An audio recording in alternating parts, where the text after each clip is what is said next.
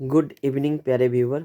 आज के वीडियो में हम स्पोकन के कुछ स्ट्रक्चर्स आपके सामने में लाए हैं। चलिए इसको समझते हैं। आपने अक्सर सुना होगा कि जैसे बोलते हैं कहीं ऐसा ना हो। जैसे एक सेंटेंस है, कड़ी मेहनत करो कहीं फेल ना कर जाओ, या इसी का मतलब होता है कड़ी मेहनत करो ऐसा ना हो कि फेल कर जाओ। तो इस तरह के सेंटेंसेस का अनुवाद किस प्रकार करते हैं, चलिए उसको समझते हैं। तो कहीं ऐसा ना हो का इंग्लिश होता है लेस्ट, और इसके अगले क्लॉज में शुड का प्रयोग होता है। ये बंधा हुआ है। लिस्ट प्रोनाउन के पहले आता है और प्रोनाउन के बाद या सब्जेक्ट के बाद शुड का आना जरूरी होता है। प्रोनाउन नहीं कह सकते, सब्जेक्ट के पहले लिस्ट का प्रयोग करते हैं, उसके बाद शुड वर्ब के रूप में शुड फिक्स होता है। यहाँ पर देखिए सन एग्जाम्पल से समझते हैं। Work hard list you should fail, कड़ी मेहनत करो कहीं तुम फेल ना कर जाओ। मतलब यहाँ पर यह है कि वर्क हार्ड करो कहीं फेल ना, ऐसा ना हो कि फेल कर जाओ, है ना। अगर कड़ी मेहनत नहीं करोगे तो फेल कर जाओगे। तो इसका क्या है, work hard list you should fail.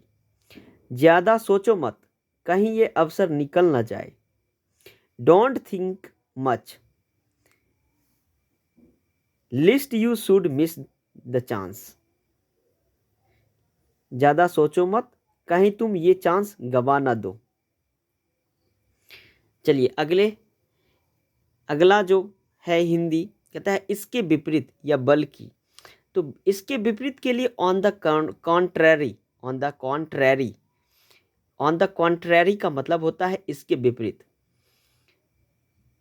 उसने मेरा एग्जाम्पल देखिए इसका, उसने मेरा नुकसान नहीं किया बल्कि उसने मेरी मदद की।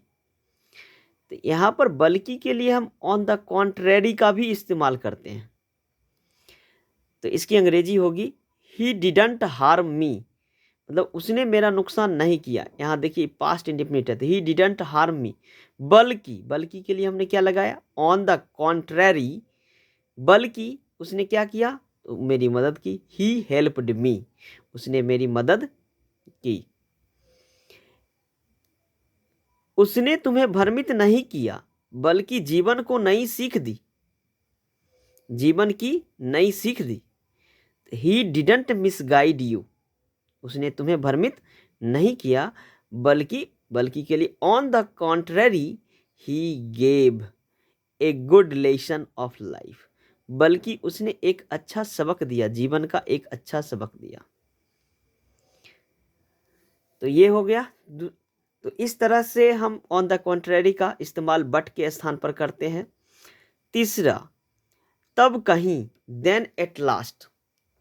मतलब ये देन एट लास्ट का मतलब होता है कि अंत में कुछ काम को उसने हासिल कर लिया या पा लिया, किसी कार्य में सफल हो गया, अंततः कहते हैं, तो उसी को कहता है तब कहीं।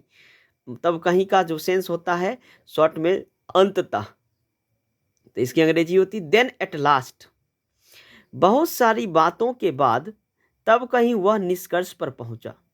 पहले तो बहुत सारी बात हुआ, कन्वर्सेशन हुआ, तब उससे निष्कर्ष निकला अंत में। तो इसको हम कैसे बोलते हैं, तो after so many talks then at last, तब कहीं ही रिच्ड एट द कंक्लूजन। मतलब बहुत सारी बातों के बाद अंततः वह कंक्लूजन निष्कर्ष पर पहुंचा। चलिए अब दूसरा सेंटेंस देखते हैं। बहुत संघर्ष के बाद तब कहीं उसने सफलता पाई। After much struggle then at last he got a success. He got a success. तो इस तरह से हम अनुवाद करते हैं। तो प्यारे व्यूवर, वीडियो पसंद आए तो लाइक करिए, शेयर करिए, और इसी तरह धीरे धीरे हम इंग्लिश की राह को आसान बनाते चलेंगे, सीखते चलेंगे धीरे धीरे। Thank you.